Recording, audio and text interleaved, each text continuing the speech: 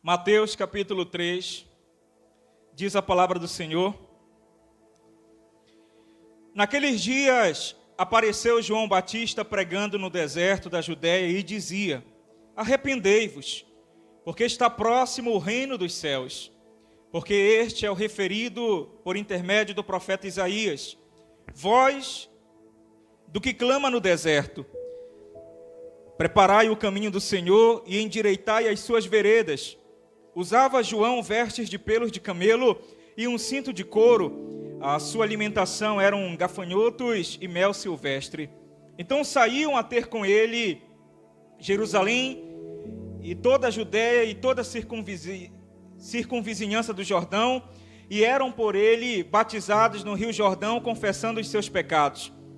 Vendo ele, porém, que muitos fariseus e saduceus vinham ao batismo, disse-lhes: raça de víboras, quem vos induziu a fugir da ira vindoura? Produzi, pois, frutos dignos de arrependimento. E não comeceis a dizer entre vós mesmos: temos por pai a Abraão, porque eu vos afirmo que destas pedras Deus pode suscitar filhos a Abraão. Já está posto o machado à raiz das árvores. Toda árvore, pois, que não produz bom fruto, é cortada e lançada ao fogo. Levante as suas mãos em nome de Jesus e ore comigo ao Senhor. Meu Deus e meu Pai, em Tua presença nós estamos, eu Te louvo, eu Te exalto e glorifico o Teu santo nome.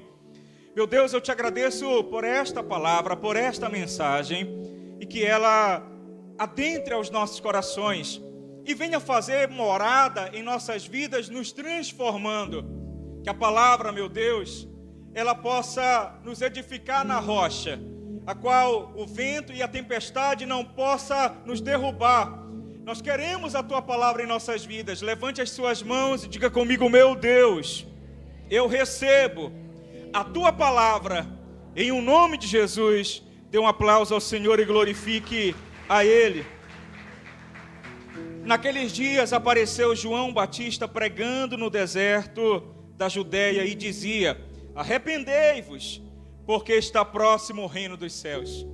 Meus irmãos, a pregação acerca do reino dos céus, do reino de Deus, é uma pregação a qual nós devemos ter em mente todos os dias em nossas vidas, abraçar exatamente esta mensagem que o Senhor Jesus nos deixou, a mensagem de um reino que não era terreno, de um reino que não era deste mundo, mas de um reino vindouro, de um reino a qual Ele, antes de partir, disse: não se turbe o vosso coração, credes em Deus, credes também em mim. Na casa de meu Pai há muitas moradas.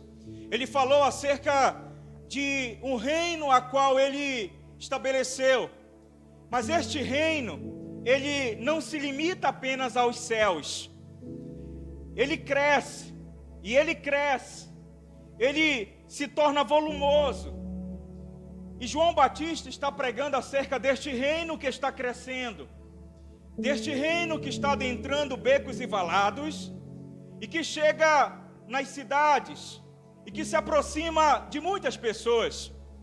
Mas esse reino, quando ele chega, ele não traz apenas salvação, porque, como dizia a visão de Simeão, Cristo, ele nos foi posto como edificação de muitos, mas também como tropeço para muitos. Porque a palavra fala: quem crê e for batizado será salvo, quem não crê será condenado. Ao mesmo tempo que o reino de Deus chega para muitas pessoas e traz a luz da salvação, para muitas outras pessoas o reino de Deus chega como uma espécie de julgamento. E a pregação do reino de Deus fala-se de um reino de esperança, de um reino a qual a nossa alma possa se regozijar, que um dia as nossas lágrimas serão enxutas e nós entraremos na vida eterna de maneira completa, a qual nada poderá nos tirar, a morte não poderá nos deter, porque tragada será a morte pela vitória. Agora entenda você que João Batista, ele fala desse reino dos céus, mas ao mesmo tempo ele anuncia o arrependimento. Porque as pessoas acreditam que para se entrar no reino dos céus, não é necessário o arrependimento. E a palavra arrependimento fala-se de mudança. Mudança de direção, mudança de comportamento, mudança de obras. Arrependimento é eu olhar para toda a minha história e perceber o quanto a minha história está distante de Deus. E que é necessário eu mudar, que é necessário eu receber uma transformação na minha vida. Porque o reino dos céus ele pode vir até mim, mas é necessário eu me arrepender. E quanto mais o reino dos céus se aproxima de mim, mais eu tenho que ter a ideia de que eu preciso do arrependimento. Porque a palavra fala que naquele dia toda língua o confessará e todo joelho se dobrará perante ele. Porque o reino dos céus se manifestará. Até então o reino dos céus está em nossas pregações, está no coração do salvo. O reino dos céus está na nossa razão, na nossa emoção, na nossa motivação. O reino dos céus está no nosso ensino. Mas um dia o reino dos céus estará exposto para que todos possam compreendê-lo, para que todos possam olhá-lo. Diz a palavra que naquele grande dia, Cristo, ele se fará visível a todos. Todos contemplarão aquele que foi rejeitado, o mais humilhado dentre os homens. Todos perceberão que nós o rejeitamos, mas que ele era o Filho de Deus, o exaltado entre as nações. E quando esse reino de Deus chega, o reino dos céus se aproxima, é necessário o nosso arrependimento, porque ele traz julgamento. Por isso que a palavra fala que os homens preferiram as trevas do que a luz, porque as trevas, elas escondem as más obras dos homens. E quando a luz vem, quando o reino dos céus se aproxima, logo nós podemos ter a certeza que as nossas más obras serão expostas. Hoje, a humanidade acredita que amargo é doce, doce é amargo. Eles transformam más obras em boas obras. Mas é porque todos nós, aliás, a maioria das pessoas estão andando nas trevas e não percebem o quanto estão caminhando em direção errada. Mas um dia Cristo virá e o reino dos céus vai expor toda a imundície que há no coração do homem. E todos cairão diante dele e perceberão o quanto nós precisamos dele, o quanto nós necessitamos dele, o quanto nós somos feios espiritualmente. Um dia nós cairemos diante dele e perceberemos as nossas más obras. E não vai adiantar nós arrazoarmos, nós falarmos, discutirmos, nos desculparmos, porque as nossas más obras serão expostas. E se elas forem más obras, serão destruídas como que pelo fogo. Isso quer dizer, meus irmãos, que um dia tudo quanto há de oculto será revelado. Tudo quanto nós escondemos em profundezas em nossos corações será revelado. Hoje nós podemos enfrentar as pessoas através de discussões e argumentos e dizer aquele pregador que está na rua anunciando que Jesus virá, que nós não temos tempo para aquilo. Aquilo é coisa de religião. Mas um dia nós não teremos desculpa, porque passará o céu e a terra, mas a palavra de Cristo não passará, e ela vai se cumprir. A palavra de Cristo um dia fará com que todos nós venhamos compreender que ela era a verdade, porque Jesus é o caminho, a verdade e a vida, e ninguém vai ao Pai a não ser por Ele. Arrependei-vos, porque Ele está se aproximando. Arrependei-vos, porque o reino dos céus está se aproximando. João estava dizendo, Cristo está vindo. O prometido está vindo. E quanto mais ele se aproxima, maior tem que ser o arrependimento no coração humano. Apesar dele ter profetizado que nos últimos dias o amor de muitos iriam se esfriar. Mas a palavra também quer dizer que quando Cristo se aproximar, que nós venhamos nos arrepender. Sabe por quê? Porque serão dias difíceis. A palavra fala, ai das grávidas, dias de dores. E nós não estamos vivendo épocas de celebrações e felicidades. Ainda que o brasileiro tudo resolva a partir de piada e de escárnio e de zombaria, a partir de rir da própria desgraça. Só que quando nós estamos diante da dor, não há humor, não há escárnio que prevaleça diante do sofrimento. Nós rimos enquanto não nos atinge. Nós rimos enquanto pessoas estão morrendo na China de um vírus letal. Nós rimos enquanto pessoas estão morrendo na Síria por uma guerra. Nós rimos enquanto a ameaça está longe. Mas o mundo está vivendo dias difíceis, porque Cristo está se aproximando. A volta de Jesus foi profetizada, e quanto mais ele se aproxima, mais o mundo se contrai em dor. Como a gestante, que quanto mais se aproxima a hora do parto, há uma contração maior, uma dor maior. Quanto mais Cristo se aproxima, maior é a dor no mundo. E João está dizendo, o reino dos céus está vindo. Arrependei-vos. Arrependei-vos. Não é tempo de brincadeira. Não é tempo, como diz o apóstolo Tiago, de dizer, ei, amanhã farei tal coisa. Porque diz o apóstolo Tiago que a nossa vida é como uma nuvem, que hoje está aqui, mas que amanhã vai embora. É tempo de se preparar. Por isso a palavra fala, prepara-te, ó Israel, para te encontrares com o teu Deus. O que João está fazendo é dizendo, arrependei-vos, se preparem, porque o Salvador está vindo.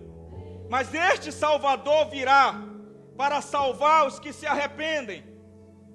Mas este Salvador também servirá de tropeço para aqueles que não creem nele.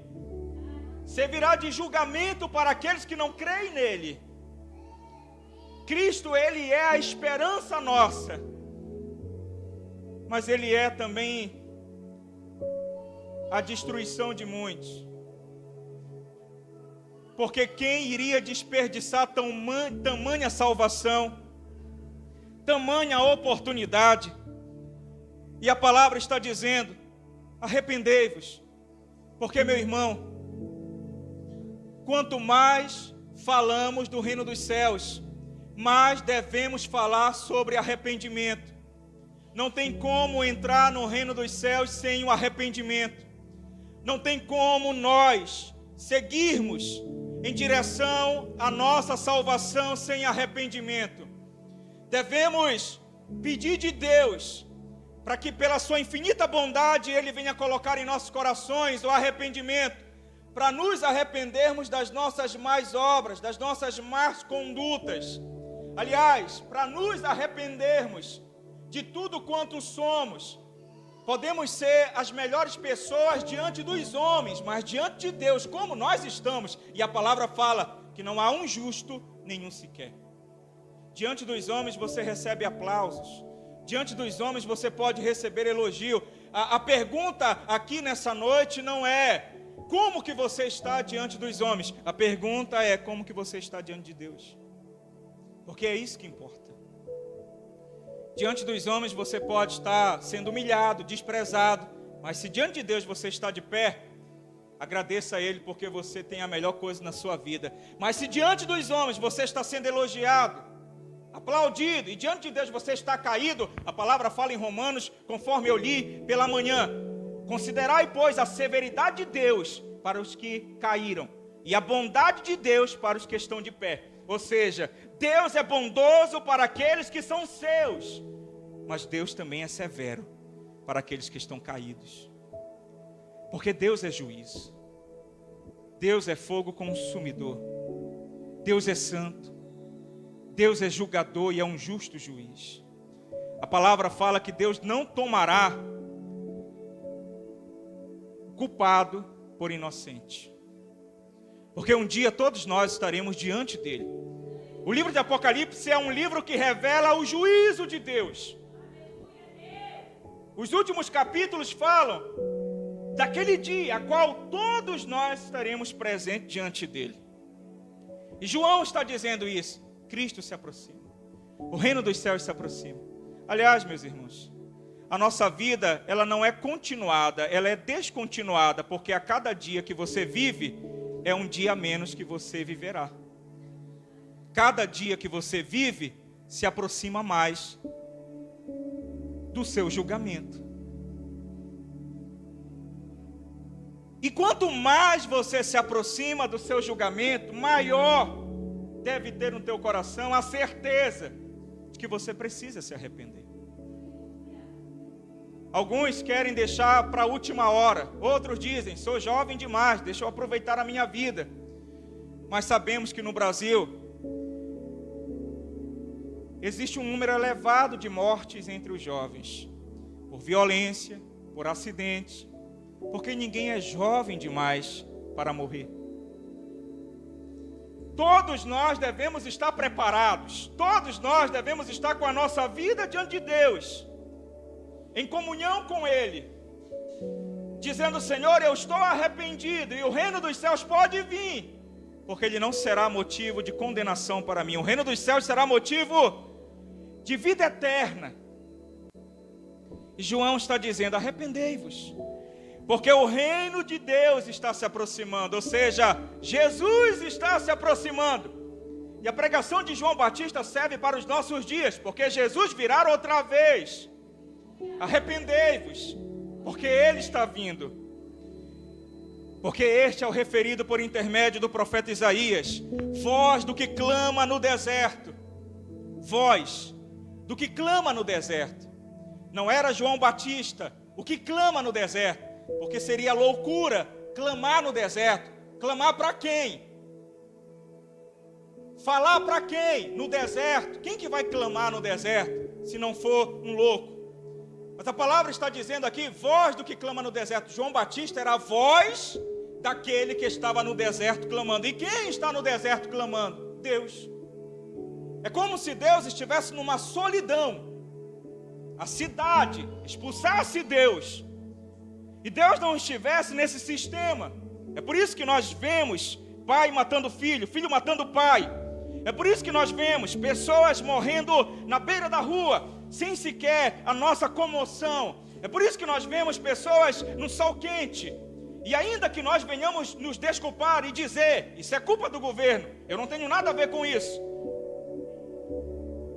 E o apóstolo Tiago fala que a nossa fé sem obras é morta. E que se nós tivermos alguém pedindo algo de nós, não adianta nós levantarmos as mãos e dizermos, vai em paz, Deus te abençoe. Porque fé sem obras é morta. É necessário nós darmos um prato de comida. E Deus não vai cobrar de governo. Deus não vai cobrar de prefeito. Aliás, Deus não vai cobrar de ímpio. Mateus capítulo 25, ele está falando com o cristão. Porque é nossa responsabilidade ajudar o próximo. É nossa responsabilidade cuidar das pessoas. Sermos bons samaritanos. Agora, se tudo isso que acontece em uma cidade que tem 50% de evangélicos, será que Deus está no meio? Será que Deus faz parte disso? Não. A Judéia, Jerusalém, estava vivendo dias de fervura política. Fariseus e saduceus, todos submetidos ao Império Romano, todos querendo um lugarzinho no Império Romano. Eles bajulavam os políticos. Inclusive Anás e Caifás eram pessoas levantadas pelos romanos. João Batista não estava em Jerusalém, não estava na cidade, estava no deserto. Porque João Batista preferiu ficar com Deus do que ficar com os elogios humanos. João Batista poderia ser o sumo sacerdote. Ele poderia ascender ao trono dos sacerdotes em Israel. Mas ele sabia que Deus não estava na cidade. Se você for ler a palavra de Deus em Gênesis, vai perceber que Caim construiu cidades para se afastar de Deus. Porque na cidade dos homens, nós temos mortes, violência, egoísmo, arrogância, contraste entre rico e pobre, desigualdade, injustiças sociais. Nós temos coisas horripilantes. E ainda nós queremos a cidade de Deus ou a cidade dos homens? Não, todos nós trabalhamos pela cidade dos homens, porque nós queremos trono na cidade dos homens. Quem aqui quer ir para o deserto escutar Deus? Quem aqui quer ir para o deserto conversar com Deus? Ninguém quer ir para o deserto conversar com Deus, porque o que nós queremos é um trono lá em Jerusalém, onde Deus não está, mas tem o Império Romano, e o Império Romano vai nos coroar. Ou seja, Anás e Caifás, fariseus e saduceus, estavam lá na cidade. Sabe quem estava no deserto sozinho com Deus? João Batista. E João Batista era a voz daquele que clamava no deserto. Deus estava no deserto porque o povo de Israel tinha saído do deserto e já não tinha mais comunhão com Deus. Precisavam de arrependimento, precisavam de comunhão. E veja que na história tem, por exemplo, Nietzsche, que ele escreve em Gaia e Ciência, no parágrafo 125, onde um louco sai pela cidade gritando: eu procuro Deus, eu procuro Deus. E as pessoas começam a zombar dele. E ele diz que na cidade ninguém cria em Deus. Até que esse louco disse: nós matamos Deus. E ele traz aquela sentença: Deus está morto. Na verdade, aquilo era uma crítica dele à religião, porque parece que Deus está longe do nosso dia a dia. O mercado tira Deus de nós. Estamos tão preocupados com os nossos afazeres, com os nossos serviços. Quando estamos doentes, oramos? Não. Buscamos os médicos. Quando estamos sem dinheiro, oramos? Não. Vamos enviar currículo. Quando nós estamos com alguns problemas sentimentais, oramos? Não. Vamos nos aconselhar com os nossos amigos ou então entrar no shopping, no entretenimento. Deus é o último. Deus só está presente em nossas orações quando não temos saída em lugar nenhum. É como se nós expulsássemos Deus da cidade, porque nós temos a providência humana. O homem prometeu a nós segurança, proteção, guarda, livramento. Ainda que a doença venha, mas nós temos a confiança de que muitos cientistas agora estão trabalhando para paralisar este vírus, coronavírus. Ou seja, as pessoas têm confiança no agir humano. Onde está Deus? Onde está Deus? Nietzsche fez essa crítica à religião porque Deus estava no discurso do povo, mas não estava no dia a dia. Deus estava na capela, mas não estava no mercado. Deus está aqui na igreja, mas não está no meu trabalho, não está na minha faculdade, não está na minha escola, não está em lugar nenhum. Lá fora, Deus está aqui, porque aqui a gente levanta as mãos, mas Deus, Ele está na minha palavra, mas não está no meu dia a dia. Aquelas pessoas, como os fariseus e os saduceus, tinham Deus nas palavras, mas Deus estava no deserto, Deus estava sozinho. Essa crítica desse filósofo pode ser pesada demais, mas no fundo ele tinha razão, porque na verdade nós nos tornamos mausoléus, sepulcros caiados. Deus está longe de nós, porque por dentro estamos mortos. E João está dizendo: arrependei-vos. Porque existe uma voz que está clamando no deserto, que está fora da cidade, mas está vindo para a cidade. Meus irmãos, Deus está fora da sociedade. Eu falo com toda certeza, Deus está fora da sociedade. A sociedade tem expulsado Deus todos os dias. Nós expulsamos Deus das escolas, expulsamos Deus dos tribunais, expulsamos Deus das instituições, expulsamos Deus da ciência. Deus está fora das universidades, Deus está no deserto. Somente alguns fiéis estão com Ele no deserto. Mas Deus virá para a cidade. E quando Ele vier, Ele vai julgar a todos. Ele vai julgar a maldade do homem.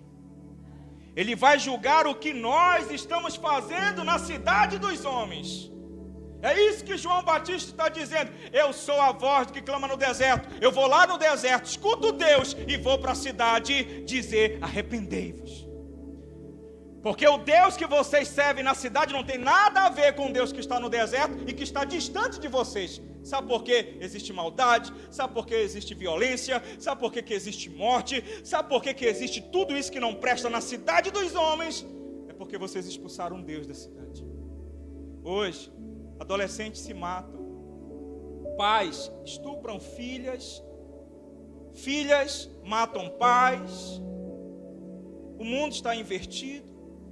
Como eu falei na terça-feira, pessoas de 40 e 50 anos que estão na fase de trazer um legado para uma futura geração, está empenhado em rejuvenescer, em voltar, em retroceder para uma fase antiga, que é da adolescência, porque o marketing pesado diz: você pode ser jovem novamente, e ele deixa de cuidar dos filhos na adolescência, porque está preocupado demais em ser uma nova pessoa, em ser um jovem. E aí, o jovem que é o adolescente não tem mais pai, não tem mais mãe, só tem um adolescente que não sabe o que fazer da vida, que é confuso.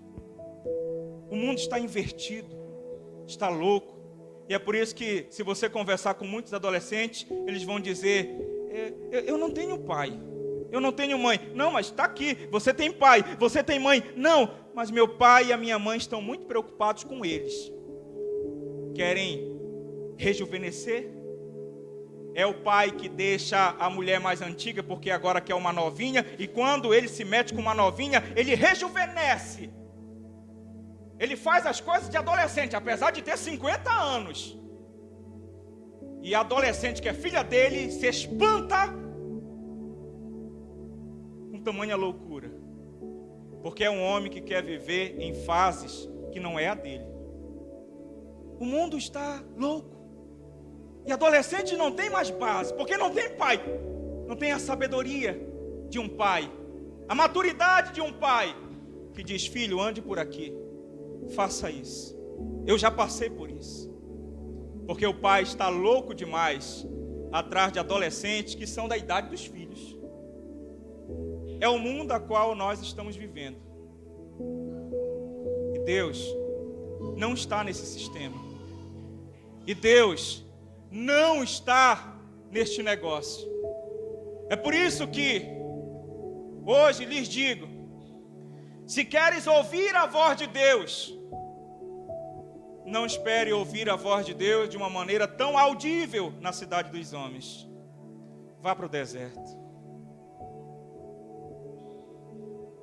Vá para a palavra. Vá para os caminhos antigos. Irmãos, olha aqui para mim. Não procure caminhos novos. Deus não está nesses caminhos novos.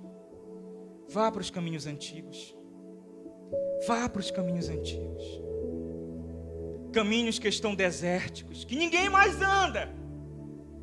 Ninguém mais anda na santidade. Vá para a santidade. Mas, bispo, ninguém anda nesse caminho de santidade. Mas é lá que Deus está. É lá que os homens deixaram Deus. É por isso que a palavra fala: volte ao primeiro amor. Ou seja, volte, vá para o local onde você deixou Deus. O local onde Deus está e que a humanidade o esqueceu. Se o caminho de santidade está vazio, Ninguém mais anda nele, porque é um deserto. Seja como João Batista. Vá para esse deserto. Seja você o único. Seja você um dos únicos. Mas faça a diferença. Ah, bispo, mas eu prefiro ficar em Jerusalém. Porque quem sabe em Jerusalém eu possa conseguir tudo na minha vida.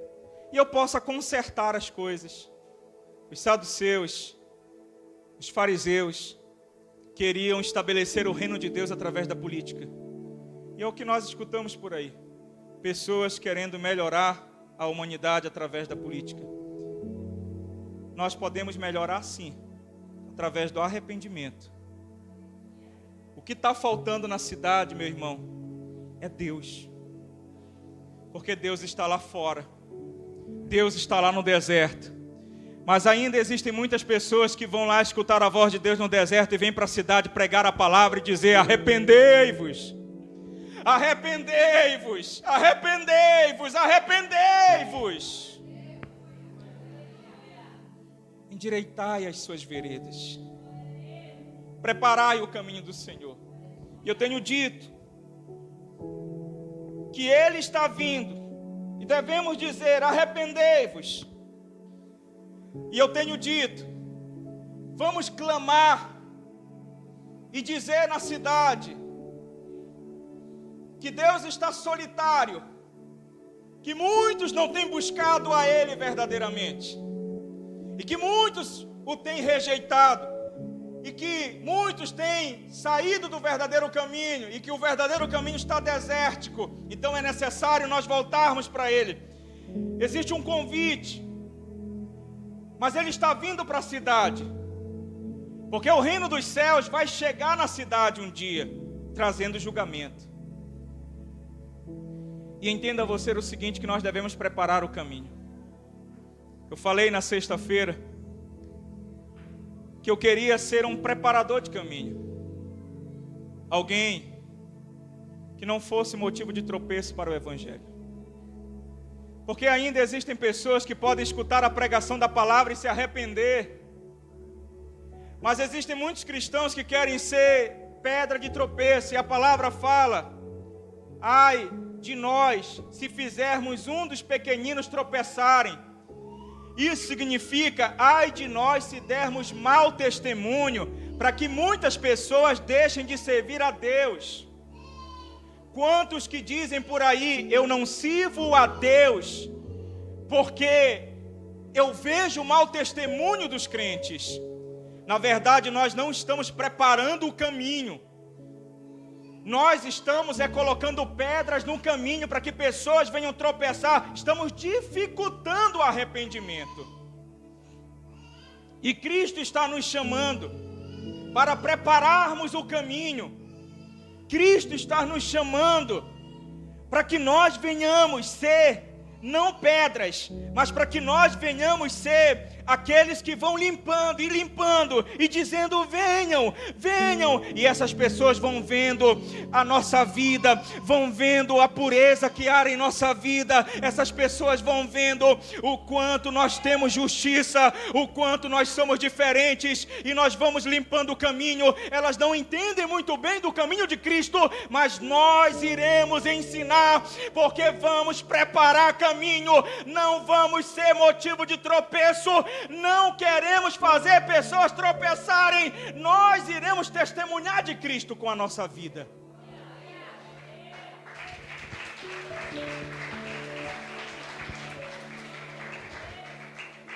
Devemos preparar caminho. E eu quero finalizar com essa palavra que diz: raça de víboras. Raça de víboras simboliza aquelas pessoas que são serpenteadas. Sabe, lá em Gênesis fala que a serpente enganou Adão e Eva. E a partir dali nós podemos chegar à conclusão de que o ser humano, ele se tornou alguém semelhante à serpente. O ser humano se tornou alguém semelhante ao maligno. O ser humano se serpenteou. É por isso que João está dizendo raça de víboras, serpentes. Vocês não nasceram de novo, vocês são serpentes, porque vocês ainda têm o traço maligno. Vocês têm mais semelhança com o maligno, com a serpente, do que com Deus, do que com o Filho de Deus. Serpentes. O que a palavra está dizendo é que essas pessoas tinham uma semelhança total com o maligno, apesar de dizerem: servimos a Deus. Significa, irmãos, que nós podemos ser as melhores serpentes, mas Deus não nos quer serpentes. Fariseus e saduceus eram as melhores serpentes, recebiam elogios humanos, e não adianta você dizer eu faço boas obras, não adianta você dizer eu cuido de pessoas necessitadas, não adianta você dizer eu vou para o céu porque eu nunca machuquei ninguém, eu nunca matei ninguém, eu nunca roubei, eu nunca fumei, eu nunca bebi, eu pago as minhas contas direitinho. Você vai ser a melhor serpente, mas isso não vai te fazer fugir da ira vindoura de Deus, do juízo de Deus.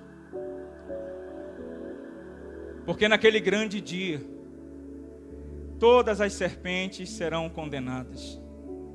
A palavra fala que o Deus da paz em breve esmagará a Satanás debaixo dos seus pés. Aquele que foi prometido, ainda que seria a semente de Eva, que esmagaria a cabeça da serpente.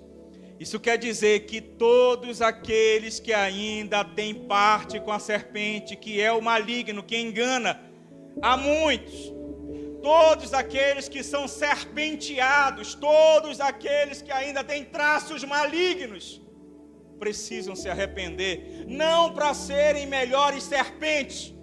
Eu não estou chamando você para ser o melhor homem ou a melhor mulher, porque isso de nada adianta, você vai ser a melhor serpente.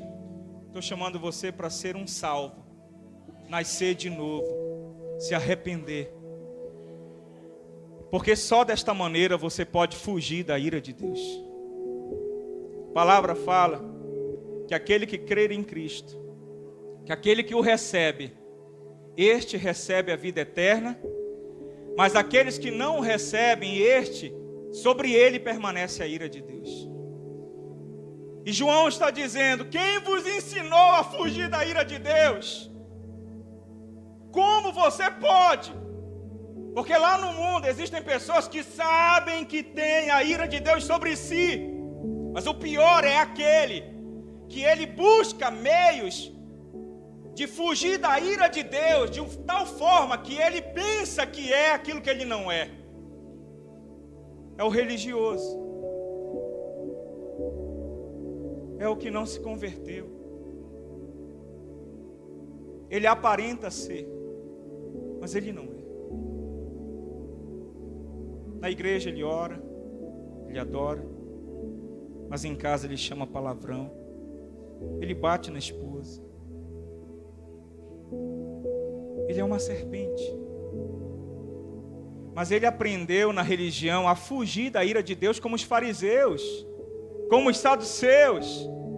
Ele quer escapar da ira de Deus enganando a Deus. Não. Quem vos ensinou a fugir da ira de Deus? Não tem como escapar da ira de Deus sendo serpente.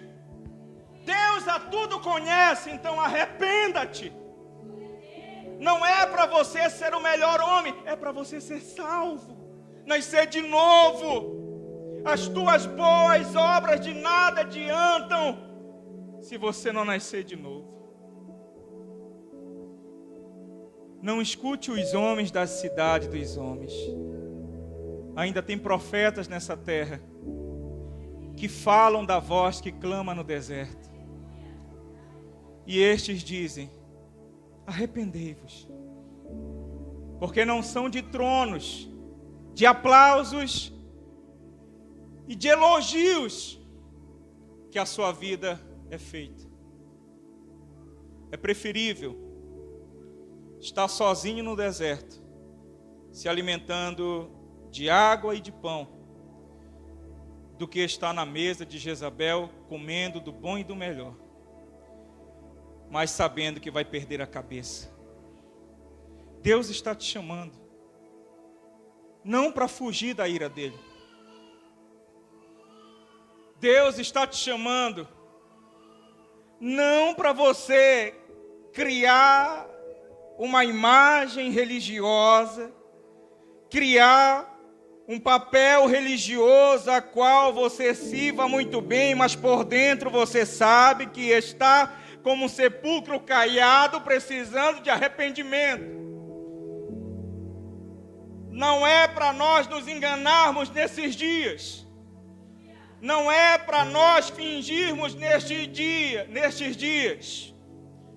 Porque podemos escapar da reprovação humana, mas não podemos escapar da ira de Deus quando Ele chegar e perceber o quanto miserável nós somos e que ainda temos os traços de serpente e que ainda temos dentro de nós a carne da serpente, como se a serpente estivesse viva dentro de nós.